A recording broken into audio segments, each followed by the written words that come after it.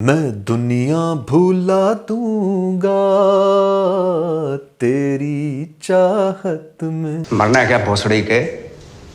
मरना तेरे को डर नहीं लगता?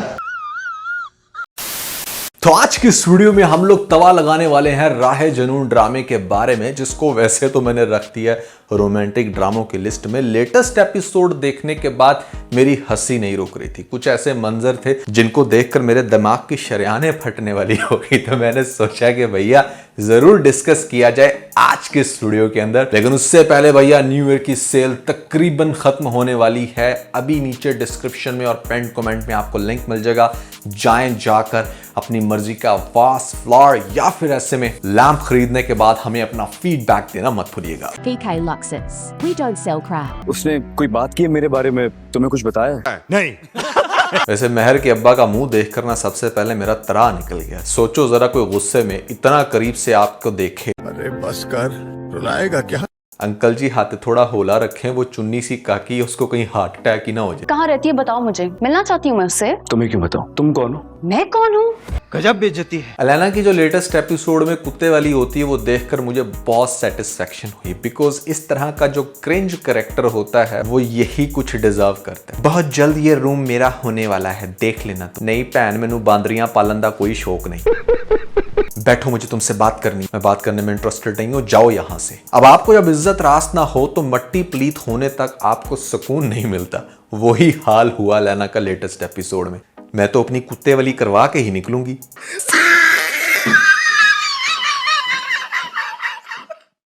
वैसे दोनों बहन भाइयों के फेस पर लानत पड़ी हुई है। अगर आप थोड़ा सा गौर करो तो काशान को देखकर लगता है कि नाई ने अपने दोनों घुटनों में इसका सर फंसा के शेव की है।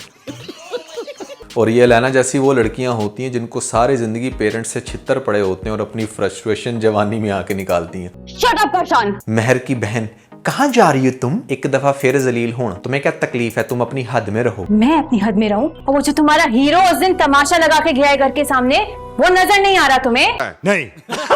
मेरे शरीफ उन्नस बाप को पुलिस बुलानी पड़ी। हाय हाय हाय हाय। वैसे अलैना जैसी बहन हर ठरकी भाई को बहुत पसंद आई। मतलब इस लेवल की ट्रेंड खातून जो मतलब एक कितनी रिजिड लड़की को उसकी हर मजबूरी को एक साइड पे करवा के किसी तरीके से अपने भाई की बर्थडे पार्टी पे ले आती है। इसके पास तो मतलब जैसे सारे सवालों का जवाब पहले से ही मौजूद था। लेकिन पार्टी पे जो सीन होता है ना, वो देखकर मुझे बड़ा मजा आया। काशान की पार्टी की लुक बिल्कुल बॉलीवुड के उसी हीरो जैसी थी जिसके ऊपर ये सॉन्ग चला था। मैं दुनिया भुला दूंगा तेरी चाहत में। मरना है क्या भोसड़ी के? मरना तेरे को डर नहीं लगता? और महर की सुन लो, वो बेचारा पागलों की तरह इसको ढूंढ रहा है, कभी फोन कर रहा है, कभी यूनिवर्सिटी में जा रहा है, परेशान हो गया बेचारा हमारा मजनू। और आगे से महर कहती है, मैं अपने पेरेंट्स के खिलाफ जाके तुमसे कोर्ट मैरिज नहीं कर सकती। बीबी उसने कब कहा तुझे कोर्ट मैरिज करने को? इस पूरी स्टेटमेंट के अंदर कहीं एक जगह पर भी मुझे तो सुनने को नहीं मिला कि वो कोर्ट मैरिज करना चाह रहा है। हाँ, पिछले टीजर में कहा हो तो वो एक अलग बात है, लेकिन ऑल ही वांट्स के मतलब किसी तरीके से उसकी तुम्हारे साथ शादी हो जाए। तो एटलीस्ट अगर तुम फौरन से शादी नहीं कर सकती तो कुछ ऐसा एटमॉस्फेयर तो जनरेट करो ना कि तुम्हारी किसी और के साथ भी शादी ना हो। गिव हिम सम टाइम ताकि वो चीजों को सेटल डाउन कर दे। अच्छा, रियलिटी में भी ये देखने में आया है कि फाइनली अगर आपको कोई लड़की पसंद आ ही जाए तो मतलब उसकी उसी दिन शादी होती है। बंदा पूछे पिछले 2 साल से तू मक्खियां मार रही थी, जब तेरा कोई रिश्ता ही नहीं आ रहा था, या तुझे किसी ने प्रपोज नहीं किया होएगा, या तेरे घर किसी का रिश्ता नहीं आया होगा। ये बहुत ही ज्यादा फैक्ट वाली बात है कि यहाँ पे आपकी किसी के साथ अंडरस्टैंडिंग हुई नहीं, उसी हफ्ते उसकी शादी होती है। बात तो सही है। वैसे कोई बेवकूफ से भी बढ़ के बेवकूफ होगा जो इतनी कॉम्प्लिकेटेड सिचुएशन के बाद, इतना बुरा जलील होने के बाद, पुलिस के हाथों पिटने के बाद, या मान लो अरेस्ट होने के बाद ही फिर दोबारा अपनी गाड़ी एन उसके घर के सामने लेकर आए। अरे भैया, ये तो कॉमन सेंस है। और यहाँ पर शबरेज मियाँ की सुन लो। सॉरी यार, बातों बातों में ध्यान नहीं रहा मेरा। बहुत तेज हो रहा है। अच्छा, अब उसके घर के सामने आया और यहाँ पर उसका अब्बा बहुत ही गुस्से में जो लाइन बोलता है ना, वो जरा लाइन गौर से सुनो। आइंदा मैंने तुम्हें इस घर के आसपास भी देखा ना तो टांगे तोड़ दूंगा तुम्हारी मैं। डर गई। पर अंकल टांगे तो आपकी टांग रही हैं, आई मीन टांगे तो आपकी कांप रही हैं। अरे बेटा तू उसकी टांगे तोड़ने वाला होता ना तो उसी दिन तोड़ता जिस दिन ये फर्स्ट टाइम आया था। अब कभी कभी मैं सोचता हूँ ये मीरजादों के बड़े स्वैग नहीं होते कि मतलब कहीं पर भी जाके किसी को भी कुछ भी कर लेते हैं। पाकिस्तान का कानून भी इतना कोई चवल है जो इनको कभी कुछ नहीं कह सकता। अगर पकड़ भी ले तो उनके पास इतनी वर्थ नहीं होती कि उनको थोड़ी सी भी सजा दे सकें। तो ये डार्क रियलिटी शो करवाते हैं हमारे पाकिस्तानी ड्रामों के अंदर। I think this is something very serious जिसको हमें कंसीडर करना चाहिए, देखना चाहिए कि भाई लॉ सबके लिए इक्वल होना चाहिए। सो नेक्स्ट एपिसोड भी काफी इंटरेस्टिंग होने वाली है। यहाँ पर होगा ये कि मतलब काशान के चुंगल से बाहर आई हमारी महर चूजी तो फंसेगी सीधा फहद के पास, जैसे आसमान से गिरा खजूर में अटका। असल में ना गर्ल्स की सबसे बड़ी प्रॉब्लम क्या है, गर्ल्स जो है ना वो हमेशा से अपने आप को दो कश्तियों का सवार रखती हैं, डाउटफुल रहती हैं, एम्बिगुइटी बहुत ज्यादा होती है उनकी पर्सनालिटी में। Mark my word, this is the main reason जिसकी वजह से 99.9% गर्ल्स जो है वो सफर करती हैं। अगर लड़की को सिर्फ इतना पता चल जाए ना कि उसने लाइफ में कोई डिसीजन लेना है और उसको उसके ऊपर बहुत ही ज्यादा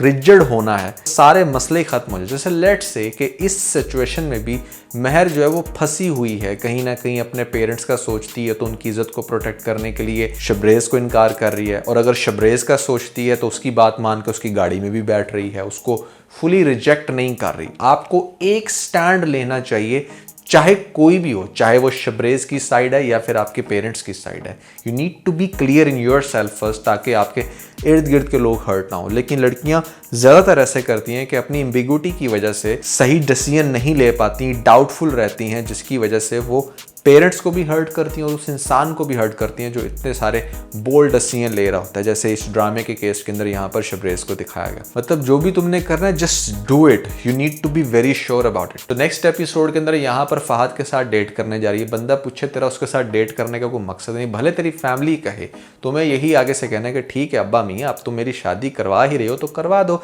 मुझे उसके साथ डेट करके ऐसे में क्या मिल जाएगा। लेकिन नहीं, मोहतरमा जाएंगी उसके पास, जाकर अंडरस्टैंडिंग डेवलप करने लग रही हैं और दूसरे नंबर पे यहाँ पर फिर से शबरेज देखेगा। अच्छा, इससे पहले काशान से बचा कर लेकर आया उसको घर में और घर वालों को लगा कि अच्छा ये तो शबरेज से मिलने गई थी। अब जब दोबारा से वो इससे छुड़ा कर लेकर जाएगा, इंसल्ट करेगा फहद की और फिर से घर में लाएगा, तो फिर लगेगा कि अच्छा हमने भेजा इसको फहद के पास था, चली गई है शबरेज के पास। तो पेरेंट्स भी मतलब बहुत ब्लाइंड होते हैं। मतलब अगर आप लोगों को अपनी औलाद पे भी ट्रस्ट नहीं है तो इतनी भी छूट ना दो जितनी आपने दे रखी है। मतलब पेरेंट्स के एंड से मैं कहना चाहूंगा कि या तो फिर औलाद को छूट दो ही ना, और अगर तुमने दी है तो फिर उसके ऊपर ट्रस्ट करो। फिर वो जिसके साथ मर्जी वापसी में आ रही है, you need to trust on her words कि वो किस वजह से उसके साथ आई है, ये क्या कारण थे उसके। तो शबरेज सीधी चुनौती देगा, यहाँ पर कहेगा कि अब्बा मियाँ अब अगर इसकी तुमने किसी और के साथ शादी करवाने की कोशिश की तो टांगे मैं तुम्हें उसकी तोड़ के दिखाऊंगा।